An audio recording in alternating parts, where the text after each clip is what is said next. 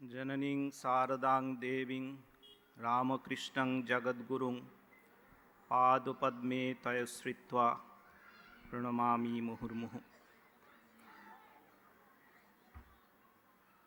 মঠস্থিত পরম পূজ্যপাদক প্রেসিডেন্ট মহারাজজি এবং vice president মহারাজজিদের চরণে সাষ্টাঙ্গ প্রণাম জানাই। মঞ্চে উপস্থিত পূজ্যপাদ স্বামী বোধেশ্বরানন্দজি মহারাজ এবং স্বামী সুপর্ণানন্দজি মহারাজকে আভূমি প্রণাম জানাই। এখানে উপস্থিত সন্ন্যাসী মহারাজদের প্রীতি শুভেচ্ছা জানাই, উপস্থিত ব্রহ্মচারী ভাইদের এবং সকল বিবেকানন্দ অনুরাগী যারা আজকের এই ধর্মসভায় অংশগ্রহণ করছেন, তাদের সবাইকে শ্রদ্ধা এবং নমস্কার জানাই। বহুরূপে সম্মুখে তোমার, ছাড়ি কোথা খুঁজিছ ঈশ্বর, জীবে প্রেম করে যেই জন, সেই জন সেবিছে ঈশ্বর। স্বামীজির রচিত সখার প্রতি কবিতার শেষ লাইন এই দুটি। বিভিন্ন লেখাপত্র, বক্তৃতা, স্বামীজিকে নিয়ে কথাবার্তা, সেখানে স্বামীজির অনেক বাণী ব্যবহার আমরা দেখতে পাই, যে বাণীগুলি বহুল ব্যবহৃত তার মধ্যে অন্যতম হচ্ছে এই দুটি। স্বামী শুদ্ধানন্দজি এক জায়গায় লিখছেন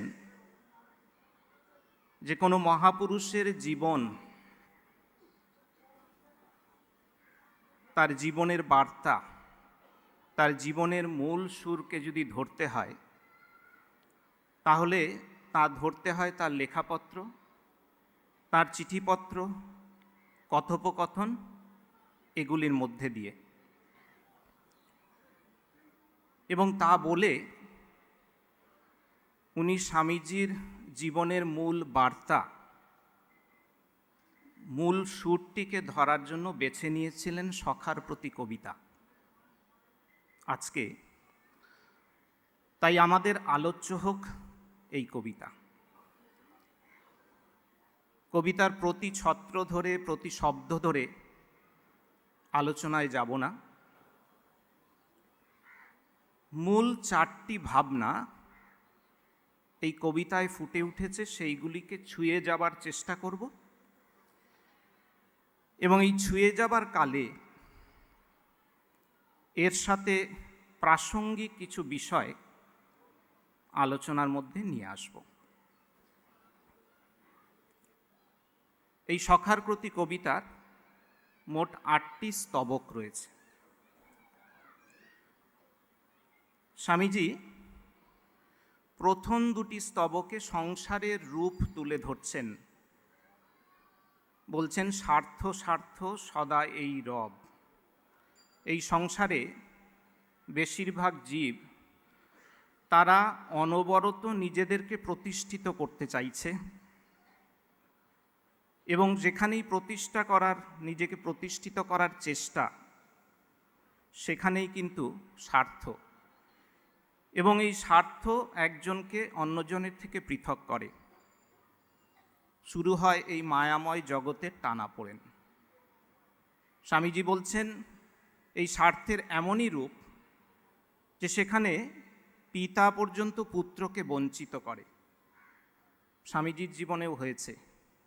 স্বামীজির পিতৃসম ক্ষুল্লতা তো তার অভিসন্ধিতে স্বামীজির জীবনে তাকে অনেক লাঞ্ছনা কিন্তু সহ্য করতে হয়েছে। জমি বাড়ি ইত্যাদির মামলা গড়িয়েছে কোর্টে, স্বামীজি কোর্টে গিয়ে হাজির হয়েছেন। মিশনারিদের এবং থিওসফিস্টের কাছ থেকে তিনি প্রতারিত হয়েছেন। দেশে বিদেশে অনেক ঘনিষ্ঠ জন তাদের কাছ থেকে ছুটেছে বিশ্বাসঘাতকতা।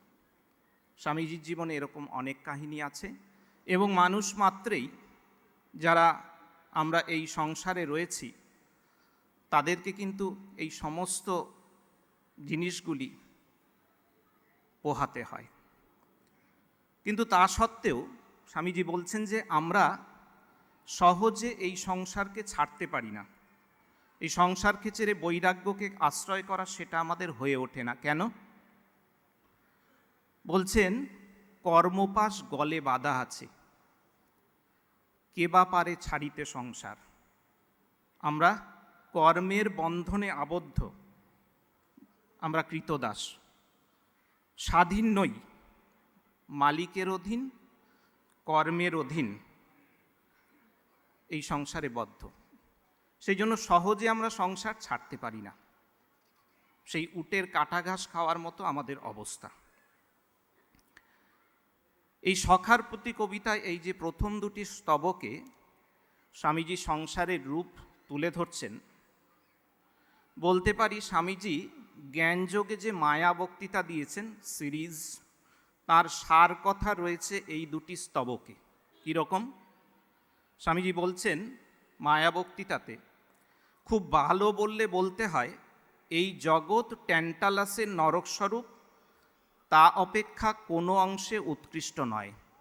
জগৎ ট্যান্টালাসের নরক। ট্যান্টালাসের নরক কি? ট্যান্টালাস হচ্ছে গ্রিক পুরাণের একটি চরিত্র, জিউসের পুত্র। সে অমৃত চুরি করেছিল। অমৃত চুরি করার অপরাধে তার শাস্তি হয়। কি শাস্তি? তাকে হ্রদের জলে ডুবিয়ে দেওয়া হয়। জল ওষ্ঠ পর্যন্ত ছিল। যখনই জল পান করতে যাচ্ছে, জল নিচে নেমে আসছে, আর তার ঠিক ওপরে খুব সুস্বাদু ফল ঝুলছে। যখনই হাত বাড়িয়ে সেগুলো নিতে যাচ্ছে, সেই ফল ওপরে উঠে যাচ্ছে। এ হচ্ছে অতৃপ্ত এবং অপূরণীয় বাসনার দৃষ্টান্ত। স্বামীজি বলছেন যে আমরা এইভাবে চলতে থাকি যতক্ষণ না শরীর মন ভেঙে যায় এবং শেষে প্রতারিত হই এবং মরে যাই। এ হচ্ছে মায়া। এ হচ্ছে মায়া। স্বামীজি খুব সংক্ষেপে এই সখার প্রতি কবিতায় তুলে ধরলেন মায়ার স্বরূপ, সংসারের স্তরূপ। এই যে দুটি স্তবক, সেখানে স্বামীজি সংসার সম্পর্কে তার যা নিরীক্ষণ সেটাকে তুলে ধরেছেন। তৃতীয় স্তবকে এসে স্বামীজি তার জীবনের অভিজ্ঞতা বলছেন যে তিনি কিভাবে চলেছেন এই সংসারের মধ্যে। বলছেন যে আমার অর্ধেক আয়ু চলে গেছে বিদ্যার অর্জনে এবং প্রেমের আবেগে নির্বিচারে যা ধরতে গেছি দেখেছি তাই নিষ্প্রাণ ছায়ার মতো বস্তুশূন্য। গঙ্গা তীরে, শ্মশানে, পর্বত গুহায় দিন কাটিয়েছেন। ছেঁড়া কাপড় পরে দাঁড়ে দাঁড়ে ঘুরেছেন। ভিক্ষালব্ধ জীবন তার। এর সব কিছুর ফলে শরীর ভেঙে গেছে। এইসব বলছেন তৃতীয় স্তবকে। বলে জিজ্ঞেস করছেন, আচ্ছা কি পেয়েছি? কি ধন করিনু উপার্জন?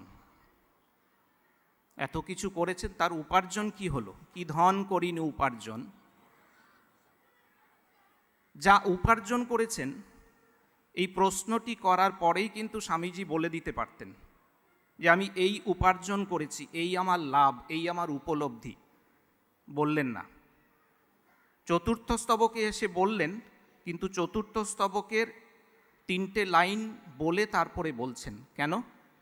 তিনি যে পরম ধন পেয়েছেন তার গুরুত্ব কতখানি, আমাদের জীবনে তার স্থান কি, সেটা বোঝানোর জন্য দুটো বক্তব্য প্রথমে রাখছেন। তারপরে বলছেন যে কি বস্তু তিনি পেয়েছেন, কি তার উপলব্ধি, কি বক্তব্য রাখছেন। বলছেন, দেখো মরমের কথা বলি এবং আমি জীবনে এইটাই সার জেনেছি সত্য, কি তরঙ্গ আকুল ভবঘোর এক তরি করে পারাপার। আমরা সংসার সমুদ্রে হাবুডুবু খাচ্ছি, সেখান থেকে পার হতে হবে। একটা তরি আছে যেটা আমাদেরকে পার করতে পারে। এটি তার প্রথম বক্তব্য। দ্বিতীয় বক্তব্য বলছেন, মন্ত্র, তন্ত্র, প্রাণ, নিয়মন, এ যা দেখছ, ত্যাগ, ভোগ, এগুলি সব বুদ্ধির বিভ্রম, বুদ্ধির খেলা।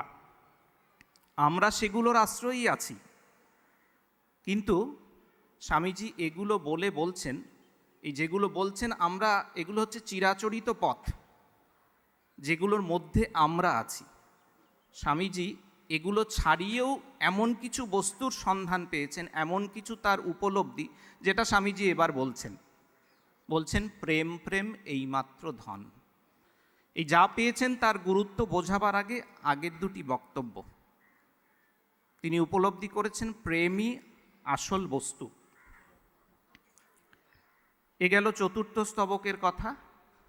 পঞ্চম স্তবকে আরেকটু বিস্তার করছেন। এই যে আসল বস্তু প্রেম ধন যেটাকে বলছেন, সেটা কিভাবে আমাদের জীবনে ক্রিয়াশীল। এই আমাদের জীবনের সর্বত্র এই প্রেম রয়েছে, সেটাকে তিনি এরপর তুলে ধরছেন, একটু বিস্তার করছেন। কিভাবে বিস্তার করছেন? দুটো উদাহরণ দিচ্ছেন, একদম দুটো বিপরীতধর্মী উদাহরণ। কি বলছেন? পুত্রতরে মায়ে দেয় প্রাণ। আরেকটা বলছেন দস্যু হরে প্রেমের প্রেরণ। পুত্রতরে মায়ে দেয় প্রাণ আমরা সবাই বুঝতে পারি। মা ছেলেকে লালন পালন করছেন, যত্ন করছেন, তার জন্য যতদূর করা যায় করছেন, প্রাণ পর্যন্ত দিতে তিনি প্রস্তুত। এ তো প্রেম, বুঝি আমরা।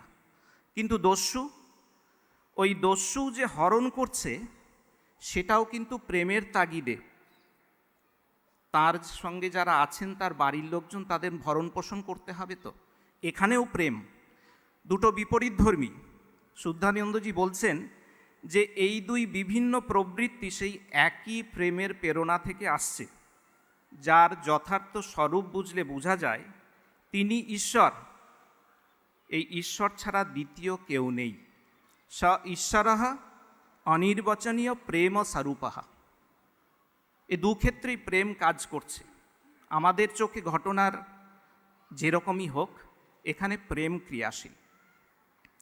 আরেকটি কথা বলছেন স্বামীজি, বলছেন দেব দেব বলো আর কেবা বলো সবারে চালায়। স্বামীজি এখানে আরেকভাবে ঈশ্বরের স্বরূপের পরিচয় দিচ্ছেন। ঈশ্বর সকলকে চালাচ্ছেন, নিয়মন করছেন, তিনি দেবদেব। আমাদের অন্তঃস্থলে যদি আমরা খুঁজে দেখি, তাহলে বুঝবো প্রেমই সবাইকে চালাচ্ছে, সাধু হোক অসাধু হোক। প্রেম ক্রিয়াশীল সর্বত্র। প্রেমই সুখে দুঃখে সবাইকে পরিচালনা করছে। স্বামীজি এই কবিতায় আরেকটি, এই জায়গাতেই পঞ্চম স্তবকে আরেকটি প্রসঙ্গ টেনে এনেছেন। বলছেন মহাশক্তি কালী মৃত্যুরূপা, মাতৃভাবে তারই আগমন। কালীকে টেনে আনছেন, মৃত্যুরূপা মাকে টেনে আনছেন। এই যে মা মহাশক্তি কালী, তিনি দুটি রূপে ক্রিয়াশীল। মা সন্তানকে লালন পালন করছেন, প্রেম দিচ্ছেন, লালনের ভাব, প্রশ্রয়ের ভাব, এটা যেমনি সত্য, সেই সাথে সাথে মা কখনো ভীষণা রূপ ধারণ করেন। এই মা যখন ভীষণা রূপ ধারণ করেন, কখন করেন? যখন সন্তান বিরূপ হয়। মা যখন বোঝেন তাকে শাসনের মাধ্যমে কঠোর হয়ে তার সংস্কার রাশিকে নির্মূল করতে হবে, মা তখন ভীষণা রূপ ধারণ করছেন।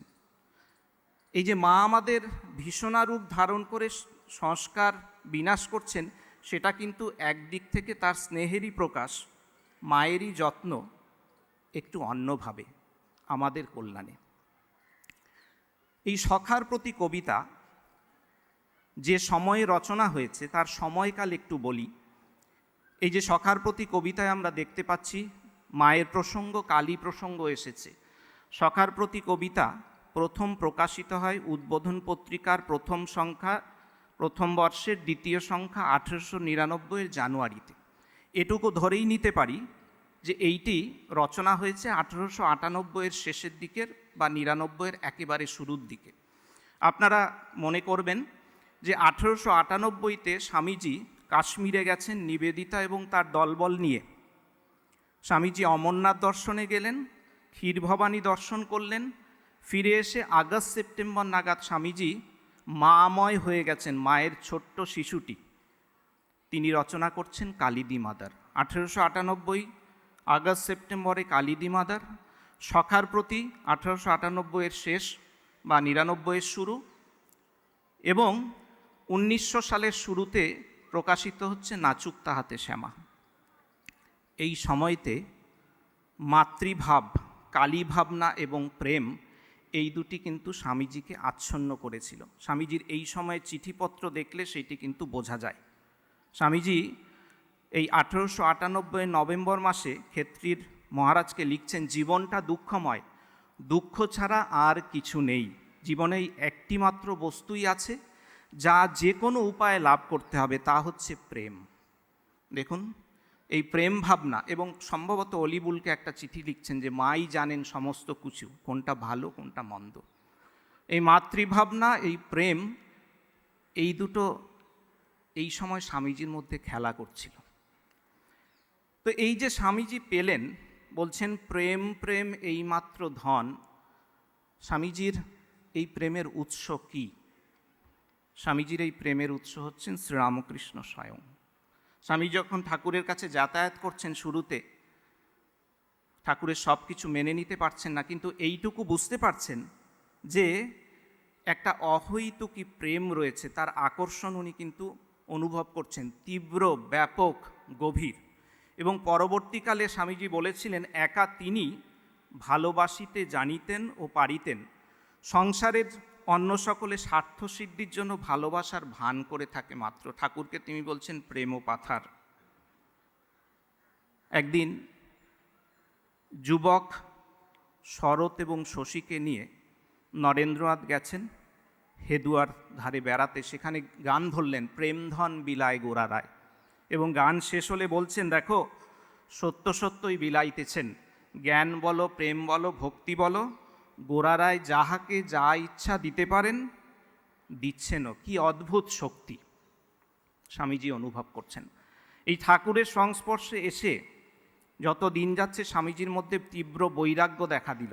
স্বামীজি কিন্তু গোপনে ঠিক করছেন যে তিনি সংসার ছেড়ে যাবেন। ঠাকুর বুঝতে পেরেছেন।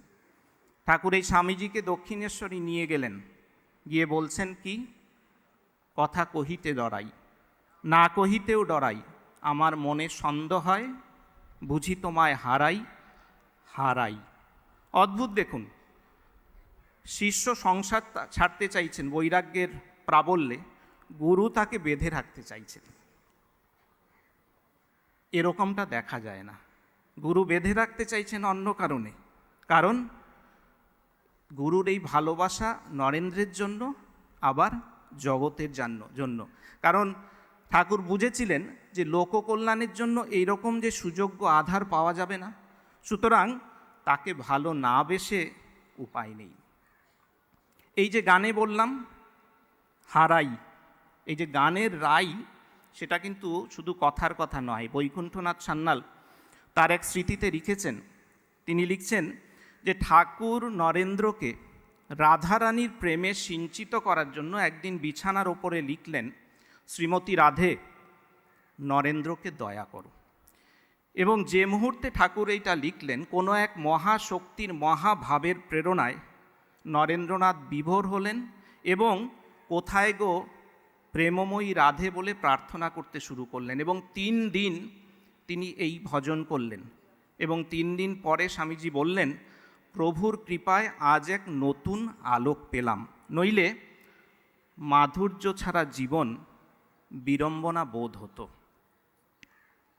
ঠাকুর প্রেম সঞ্চার করছেন, এবং অতি পরিচিত আমরা জানি, ঠাকুর একদিন একটি কাগজে লিখে দিয়েছিলেন। ঠাকুর জানতেন নরেন লোকশিক্ষা দেবে, কিন্তু তবুও কাগজে লিখলেন, জয় রাধে প্রেমময়ী, নরেন শিক্ষে দেবে যখন ঘরে বাইরে হাঁক দেবে। কে বলতে পারে প্রেমময়ী শ্রীমতীর অনুরাগকে স্বামীজির মধ্যে আবাহন করতেই ঠাকুর এইরকম করেছিলেন কিনা?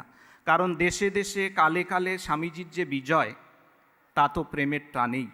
সেই প্রেমটিকেই ঠাকুর স্বামীজির মধ্যে সঞ্চারিত করে দিতে চেয়েছিলেন।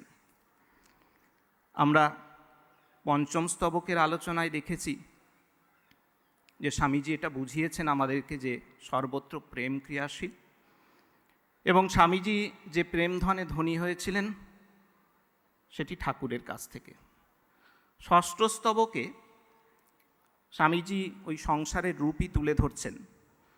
সপ্তম স্তবক, সেখানে এসে স্বামীজি বলছেন যে প্রেম যদি একমাত্র ধন হয়, প্রেমই যদি সর্বত্র ক্রিয়াশীল হয়, তাহলে আমাদের কি করণীয়? আমাদের জীবনে তার কি ভূমিকা, আমাদের দায়িত্ব কি? বলছেন, দেখো তোমরা জীব পক্ষী, এটা পালাবার পথ নেই, বারবার আঘাত খাচ্ছ, বৃথা উদ্যম করছো। এই যজ্ঞের যে বল সেটা ছাড়ো, ছেড়ে কি নাও? বলছেন স্বার্থহীন যে প্রেম, সেইটাকে সম্বল করো। এই প্রেমকে সম্বল করতে বলছেন স্বামীজি এই সপ্তম স্তবকে এসে, এবং স্বার্থহীন প্রেমের দৃষ্টান্ত দিচ্ছেন। কিসের? বলছেন পতঙ্গ। পতঙ্গ মৃত্যু ভয় শূন্য হয়ে অগ্নিশিখাতে ঝাঁপ দেয়, সেরকম হতে বলছেন। বলছেন কেবল দিয়ে যাও, কিছু চাইবে না। তোমার হৃদয়ে অনন্ত প্রেম সিন্ধু বিদ্যমান, তুমি যদি কিছু চাও, সঙ্গে সঙ্গে তোমার সেই সিন্ধু বিন্দু হয়ে যাবে। এখানে আরেকটা কথা বলছেন, সেটা বলছেন স্বার্থমলিনতা অগ্নিকুণ্ডে কর বিসর্জন। একটা ত্যাগের ভাবনা রয়েছে। কি ত্যাগ করব? এই যে ক্ষুদ্র অহং, এই যে দেহ জীবন, দেহ সর্বস্ব জীবন, শুধুমাত্র নিজের জন্য বাঁচা, এই কথাতে ত্যাগের ভাবটি কিন্তু নিহিত। এই আগে আমরা পড়েছি, স্বামীজি বলছেন ত্যাগ ভোগ বুদ্ধির বিভ্রম। এই যে ত্যাগ, তার স্থানটুকু কোথায় এখানে? আসলে ত্যাগ কিন্তু, ত্যাগকে স্বামীজি অস্বীকার করছেন না। ত্যাগের ভাবটি কিন্তু এই প্রেমের ভাবের মধ্যে নিহিত আছে। ত্যাগ আরও বৃহত্তর স্বার্থে প্রেমের জন্য। এইটি একটু দেখে নেব স্বামীজি কর্মযোগে প্রবৃত্তি এবং নিবৃত্তির একটা সংজ্ঞা দিচ্ছেন। তার নিরিখে এটাকে একটু দেখব যে এই ত্যাগের স্থান কোথায়, প্রেমের আঙ্গিনায় ত্যাগের স্থান কোথায়। স্বামীজি সেখানে কি বলছেন? প্রবৃত্তি হচ্ছে সমস্ত কিছু আঁকড়ে ধরা, যা কিছু আমার, এই আমার, টাকা কড়ি, ক্ষমতা, এগুলোকে আঁকড়ে ধরা, আমিকে কেন্দ্র করে, আমির চারদিকে জড়ো করা। স্বামীজি বলছেন এটা হচ্ছে প্রবৃত্তি। বলছেন যখন এই প্রবণতা ভাঙতে থাকে, যখন এই প্রবণতা ভাঙতে থাকে, সেটা হচ্ছে নিবৃত্তি। কি? সেই দিক থেকে চলে যাওয়ার ভাব। যখন সেদিক থেকে চলে যাওয়ার ভাব আসে, স্বামীজি বলছেন এটা, তখন নীতি এবং ধর্ম আরম্ভ হয়। এই যে সেদিক থেকে চলে যাওয়ার ভাবটি কি? সেটা হচ্ছে ওই স্বার্থ মলিনতা অগ্নিকুণ্ডে বিসর্জন করা। এই নিবৃত্তি হচ্ছে সকল ধর্মের এবং নীতির ভিত্তি, এবং এই নিবৃত্তির পূর্ণতাই হচ্ছে সম্পূর্ণ আত্মত্যাগ। একদম স্বামীজির কথা, পরের জন্য শরীর, মন, এমনকি সর্বস্ব ত্যাগ করতে প্রস্তুত থাকা। এই ত্যাগকে প্রেম ছাড়া কি বলবো? পরের জন্য ত্যাগ, তো এটাই সেবা। স্বামীজি ত্যাগ ও সেবাকে জুতিবদ্ধ করলেন। শুধু তাই নয়, তাকে প্রেমের ডোরে বাঁধলেন এবং বললেন ভারতের জাতীয় আদর্শ হচ্ছে ত্যাগ ও সেবা। এটি স্বামীজির বিশেষ অবদান। সেই জন্য এই সখার প্রতি কবিতা শুধুমাত্র সেবা আদর্শের ভিত্তিভূমি নয়, আমাদের জীবন সাধনার, আমাদের অধ্যাত্ম সাধনার এবং ভারত সাধনার মর্ম কিন্তু এই কবিতার মধ্যে নিহিত রয়েছে। আমরা সপ্তম স্তবকে আছি। আরেকটি বিষয় বলি, স্বামীজি সখার প্রতি কবিতার মূল বিষয়বস্তু হচ্ছে প্রেম। স্বামীজি ভক্তিযোগে একটি আলোচনা করছেন অধ্যায়, তার নাম হচ্ছে ট্রায়াঙ্গেল অফ লাভ, প্রেমের ত্রিকোণ। বলছেন তিনটি কোণ ছাড়া যেমনি একটা ত্রিভুজ সম্ভব নয়, তেমনি প্রেম তাকেই বলবো, সেখানেই প্রেম উপস্থিত বলবো যদি তার তিনটি লক্ষণ থাকে। তিনটি লক্ষণ হচ্ছে ত্রিভুজের তিনটি কোণের মতো। তো স্বামীজি প্রেম নিয়ে এই সখার প্রতি রচনা করলেন। দেখি এখানে ওই যে তিনটি কোণ, তিনটি লক্ষণ রয়েছে কিনা। কি? প্রথম কোণ হচ্ছে বা প্রথম লক্ষণ হচ্ছে প্রেমে কোনো দর কষাকষি নেই, কেনা বেচার ভাব নেই। যেখানে প্রতিদানের আশা থাকে সেখানে প্রেম থাকে না, সেখানে স্বার্থ, সেখানে ফিরে পাওয়ার ব্যাপার থাকে, সেখানে প্রেম থাকে না। সেটা নিম্নস্তরীয় টান বলতে পারি, প্রেম বলতে পারি না। দুটো জায়গায় স্বামীজি বলছেন, দাও আর ফিরে নাই চাও, থাকে যদি হৃদয় সম্বল। দাও দাও যেবা ফিরে যায়, তার সিন্ধু বিন্দু হয়ে যান। প্রথম, যে ফিরে চাইবে সে হীন হয়ে যাবে। দ্বিতীয় কি, প্রেমে কোনো ভয় থাকে না, ভালোবাসা কোনো ভয় মানে না। যে ভালোবাসাকে, প্রেমকে অনুভব করে তার কোনো ভয় নেই। স্বামীজি কোথায় বলছেন? পঞ্চম স্তবকে বলছেন, পুত্রতরে মায়ে দেয় প্রাণ। আর সপ্তম স্তবকে এসে বলছেন, দেখো শিক্ষা দেয় পতঙ্গম, অগ্নিশিখা করিয়া লিঙ্গন। পতঙ্গের স্বভাব হচ্ছে অগ্নিকে ভালোবাসা। এই প্রেমের দ্বিতীয় লক্ষণ কবিতাতে রয়েছে। প্রেমের তৃতীয় শ্রেষ্ঠ লক্ষণ বলছে, প্রেম নিজেই নিজের লক্ষ্য। সাধ্য এবং সাধনা দুটোই হচ্ছে প্রেম। কবিতায় রয়েছে, প্রেম প্রেম এইমাত্র ধন। প্রেমই আদর্শ। আমরা প্রেমকেই ভালোবাসছি, আমরা প্রেম দিয়ে যাব প্রেমের কারণেই। এটির কথাও রয়েছে। এবং প্রেমরূপী পরম দেবতার পূজার উপকরণ একমাত্র প্রেম। এটি কিন্তু স্বামীজির সিদ্ধান্ত।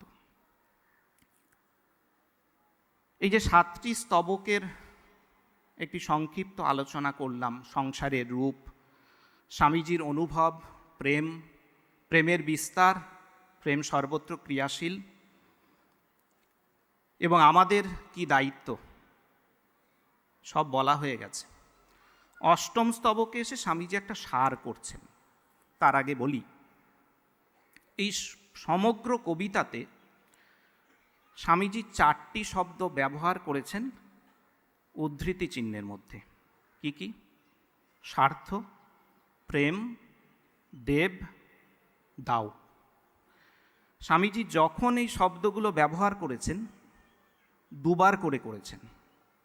স্বার্থ স্বার্থ সদা এই রব, প্রথম স্তবকে। প্রেম প্রেম এইমাত্র ধন, চতুর্থ স্তবকে। দেব দেব বলো আর কেবা, পঞ্চম স্তবকে। দাও দাও যেবা ফিরে চায়, সপ্তম স্তবকে। দুবার দুবার করে ব্যবহার করছেন।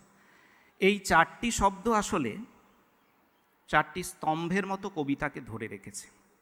প্রথমেই বলেছিলাম 4টি ভাব। স্বার্থস্তম্ভ, সংসারের রূপকে, যা আমাদের চারপাশে রয়েছে, সেখানে কতটুকু ভণিতা রয়েছে আর কতটুকু সত্য রয়েছে, স্বামীজি সেটা তুলে ধরেছেন। প্রেম স্তম্ভে সংসারের সারবস্তুর কথা বলছেন। দেবস্তম্ভে পরম সত্য প্রেমের সন্ধান দিচ্ছেন। আর দাও স্তম্ভে পরম প্রেমকে যে দিতে হবে সেইটিকে শেখাচ্ছেন স্বামীজি, বলছেন। তো এই সমস্ত কিছুর সারসংক্ষেপ স্বামীজি এসে অষ্টম স্তবকে করছেন। কিছু নয়, সারমর্ম।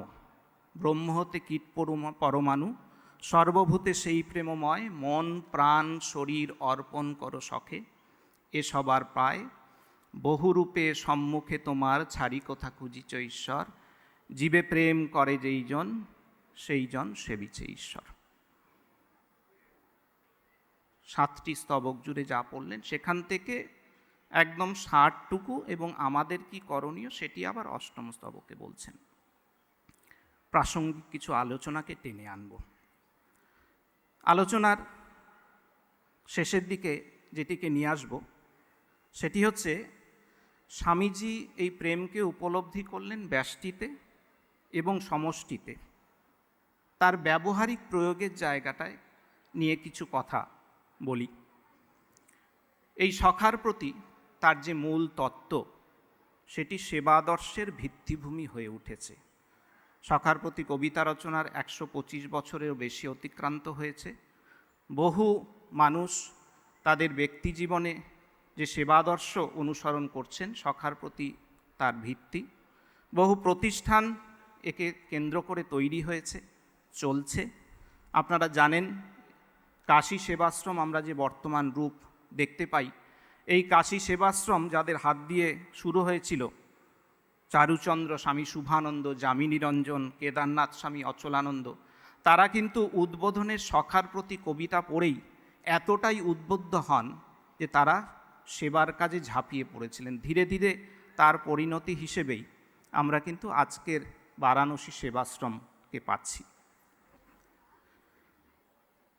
এরকম অনেক ইতিহাস রয়েছে। একটি প্রশ্ন তুলি, এই সখার প্রতি কবিতার ব্যবহারিক প্রয়োগ সেটি কি শুধুমাত্র বা বেশি করে মানবকেন্দ্রিক? হয়তো না, তবুও একটা ভাবনা ভাগ করে নিই। এই কবিতাতে রয়েছে ব্রহ্ম হতে কীট পরমাণু সর্বভূতে সেই প্রেমময়। পরমাণু পর্যন্ত স্বামীজি বলছেন পরমাণুতেও সেই প্রেমময় রয়েছেন, আমাদের মন প্রাণ শরীর অর্পণ করে দিতে বলছেন। অন্য কথায় এই যে তথাকথিত জড়জগতের প্রতিও আমাদের দৃষ্টিভঙ্গি সেই বোধে পূর্ণ হওয়া উচিত। স্বামীজি ইন্সপায়ার্ড টকসে এক জায়গায় বলছেন, never approach anything except as god. Anybody বলছেন না, এনিথিং। ব্রহ্মদৃষ্টি ছাড়া আর কোনোভাবে কোনো বস্তুকে দেখবে না। সুতরাং এই জগৎকে শুধু বস্তুভাবে নয়, বরং দিব্যসত্তায় পূর্ণ এক বাস্তব হিসেবে দেখার আজকের দিনে বড় প্রয়োজন। বর্তমান যুগে এই যে প্রকৃতির ওপরে অনেক ক্ষেত্রেই যে লাগাম ছাড়া অত্যাচার চলছে, তার প্রেক্ষিতে বলতে পারি এই যে সখার প্রতির মধ্যে স্বামীজি এই যে দৃষ্টিভঙ্গি দিয়েছেন, সেটি কিন্তু পরিবেশের সঙ্গে আমাদের একটা টেকসই সম্পর্কের ভিত্তি হতে পারে। সখার প্রতি কবিতার প্রেমপাঠ ও তার প্রয়োগ আমাদের প্রকৃতিকে আরও সুন্দর, আনন্দময় ও গ্লানিহীন করে তুলতে পারে। স্বামীজির বাণী আমাদের যে ঐশ্বরিক অনুসন্ধান, সেটিকে কেবলমাত্র মানব জগতের মধ্যে সীমাবদ্ধ রাখতে উৎসাহ দেন না, বরং সেই বাণী তাকে জগতের অন্যান্য সমস্ত দিকেও প্রসারিত করতে বলে। এইটি একটি ভাবনার বিষয়। শেষ যে প্রসঙ্গে আসব, এনে আলোচনার রীতি টানব, বিবেকানন্দের সখা কে বা কারা? কেউ বলেন বিবেকানন্দের সখা শ্রীরামকৃষ্ণ, কেউ বলেন বিবেকানন্দের সখা তার গুরু ভাইয়েরা, কেউ বলেন মানব সমাজ। এই নিয়ে তিনটি প্রসঙ্গের অবতারণা করব। প্রথম, আমরা দেখেছি স্বামীজি যে বাণীতে এই জগৎকে মাতিয়েছেন, ভাসিয়েছেন, সেটি হচ্ছে শ্রীরামকৃষ্ণের প্রেমশক্তি।